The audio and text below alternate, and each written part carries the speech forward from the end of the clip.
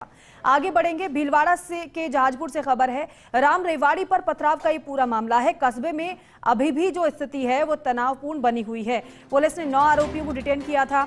अभी भी लोगों में नजर आ रहा है आक्रोश। वहां पर पुलिस का जाब्ता पूरे क्षेत्र में तैनात है। 9 बजे से एक बार फिर धरना शुरू होगा लोगों का, जो नाराज हैं, जो आक्रोशित हैं। लेकिन आप देखिए कि जब से ये घटना हुई है तब से लेकर अब तक लगातार पुलिस का जाब्ता वहां पर स्थिति पर नजर बनाए हुए है। माहौल को खराब करने की कोशिश की गई, लेकिन माहौल को खराब करने के साथ साथ पुलिस भी पूरी तरीके से चौकन्ना नजर आ रही है कि ऐसे जो उपद्रवी हैं, ऐसे जो लोग हैं जो माहौल को खराब करने की कोशिश कर रहे हैं, उनको धार दबोचा जाए। और इसीलिए अभी तक 9 लोगों को डिटेन किया जा चुका है। शुभम जैन हमारे सहयोगी हमारे साथ जुड़ रहे हैं। शुभम, आपने अभी इससे पहले जानकारी आप दे रहे थे कि वहां पर किस तरीके से बड़ी संख्या में पुलिस का जाब्ता तैनात है, लेकिन जो आक्रोश है लोगों का वो बढ़ रहा है, उसकी क्या वजह बताई जा रही है? क्या वो कह रहे हैं, क्या मांग है उनकी?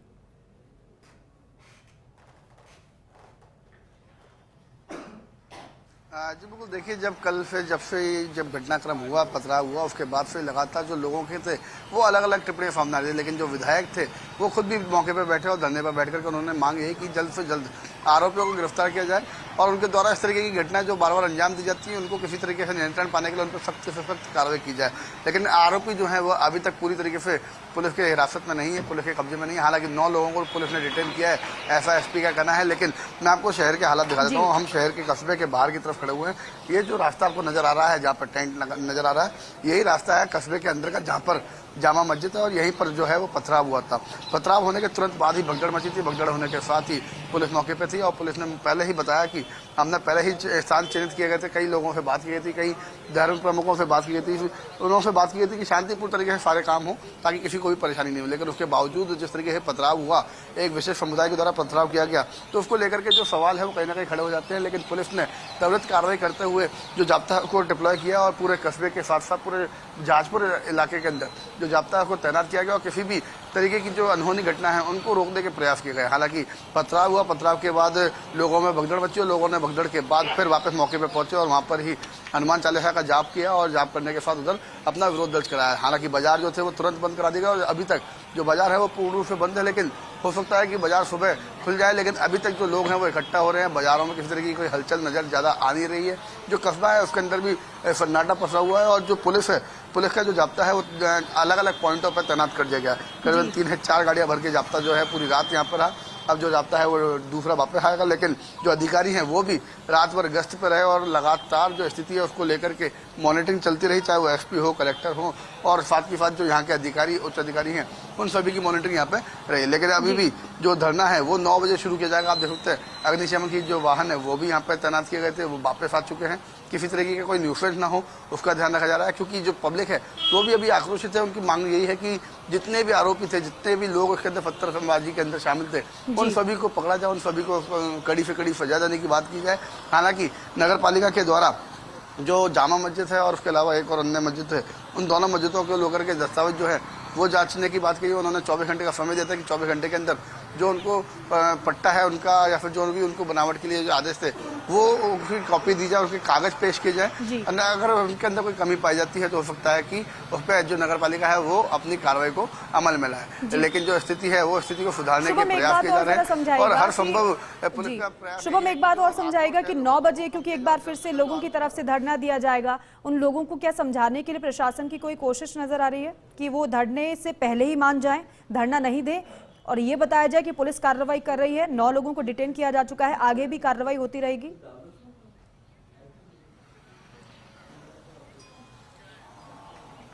जी बिल्कुल, देखिए जो पुलिस के द्वारा जो कार्रवाई की जा रही हैं, जो लोगों को डिटेन किया जाए, उसके बारे में लगातार जो धरने पर लोग बैठे हुए हैं उनको जानकारी दी जा रही है। हालांकि धरना पूरी रात भी चला है, कई लोग उधर बैठे रहे हैं। सुबह के समय जो लोग हैं वो अपने अपने गंतव्य की तरफ गए, लेकिन उन्होंने सभी ने आह्वान किया कि 9 बजे एक बार वापस इकट्ठे होंगे, वापस अपना जो धरना है वो वहाँ पर शुरू किया जाएगा। तो जहाँ पर जामा मस्जिद है उसके जस्ट बाहर ही लोग बैठे हुए हैं। हालांकि पुलिस का जाब्ता पूरे एरिया के अंदर डिप्लॉय हो रखा है और जो हर जो घर है उनके घरों की खिड़कियों को बंद करवाया गया है। किसी तरीके का लोगों का मूवमेंट मूवमेंट बाहर की तरफ बंद करवाया गया है और जो स्थिति को कंट्रोल करने के प्रयास है, संभव प्रयास है, वो सारे प्रयास किए गए हैं। हालांकि जो स्थिति है वो अभी भी जो है यहाँ पे आउट ऑफ कंट्रोल ही मान सकते हैं, क्योंकि जो तनावपूर्ण माहौल है वो अभी भी यहाँ पे गरमाया हुआ है और किस तरीके से माहौल को संभालना है, लोगों को संभालना है, उसके प्रयास किए जा रहे हैं। लेकिन भीड़ को इकट्ठा नहीं होने दिया जा रहा है। जो लोगों का इकट्ठा होना है वो उसको कहीं ना कहीं पुलिस ने नियंत्रण कर रखा है। और जो स्थिति अगर बात करें अंदर कस्बे के अंदर की बात करें तो अंदर हर किसी का मूवमेंट अलाउड नहीं है और जहाँ पे सेंसिटिव पॉइंट है उन सेंसिटिव पॉइंट पे 3 से 4 पुलिस के जो जवान हैं उनको तैनात किया गया है। ड्रोन से निगरानी रखी जा रही है और हर स्थिति को जो संदिग्ध चीज़ें हैं उनको देख करके तुरंत उस पर कार्रवाई की जा रही है। मैं आपको बता दूं, देर रात्रि के अंदर नगरपालिका के द्वारा जो अवैध निर्माण थे उनको ध्वस्त किया गया, अतिक्रमण को ध्वस्त किया गया। जो बताया जा रहा है कि जो लोग डिटेन किए गए जो उसके अंदर शामिल थे, शायद कहीं ना कहीं वो उनके अतिक्रमण किए हुए स्थान थे, वहाँ पर उन्होंने तुरंत कार्रवाई करी और जेसीबी से उन अतिक्रमण को ध्वस्त किया गया। लेकिन मैं आपको बता दूं कि जो 24 घंटे का अल्टीमेटम जो नगरपालिका के द्वारा दस्तावेज दिखाने का दिया गया है वो दोनों मस्जिदों को दिया गया और जल्द से जल्द अगर वो दिखाए जाते हैं उसके अंदर कोई कमी नहीं होती है तो कोई दिक्कत नहीं है। लेकिन अगर उसमें कोई कमी की जाती है तो उस पर कार्रवाई होने का भी संभव है। ये मानकर चले कि जो बुलडोजर चला था, जो केबिन नजर आ रहे थे जो अवैध थे, उसको तो हटा दिया गया है। लेकिन आप जो जिस तरीके से बता रहे हैं कि अभी ऐसी और भी संपत्तियां हैं जिनके दस्तावेज मांगे गए हैं, दिखाने के लिए कहा गया है, नहीं दिखा पाते हैं, तो हम देखेंगे कि अगर ऐसी जो अवैध तरीके से और भी ऐसी संपत्ति पाई जाती है तो उन पर भी फिर बुलडोजर चल सकता है।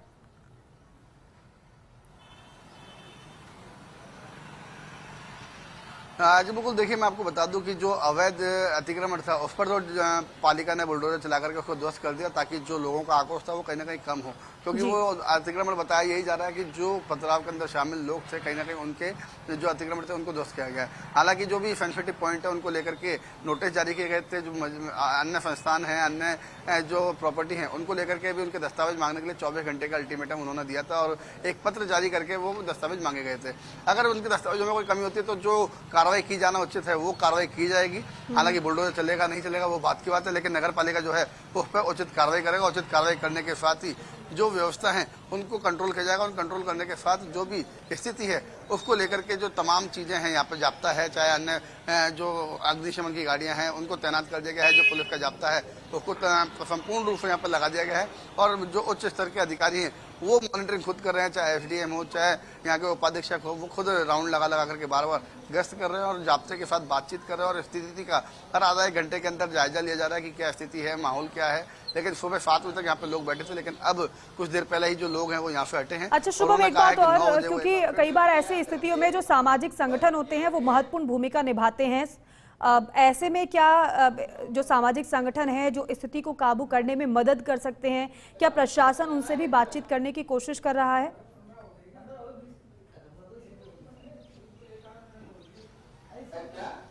जी बिल्कुल, देखिए जो सामाजिक संगठन है उन्हीं के चलते पूरा धरना प्रदर्शन हुआ था।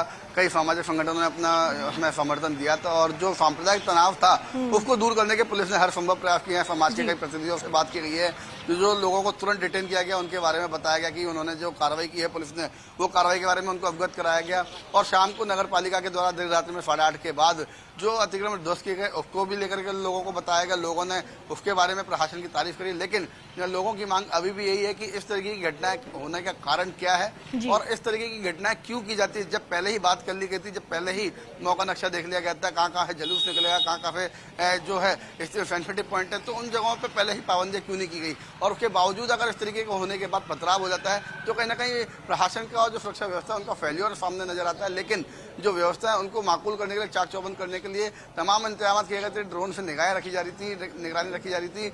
जो पुलिस का जाता था वो रैली के अंदर भी बिल्कुल शुभम ड्रोन से नजर रखी जा रही है और साथ ही साथ स्थिति को नियंत्रण करने के लिए भी पुलिस की पूरी कोशिश है और यही वजह है कि पुलिस का अतिरिक्त जाब्ता वहां पर नजर आ रहा है। आपका बहुत शुक्रिया इन तस्वीरों के लिए, इस पूरी जानकारी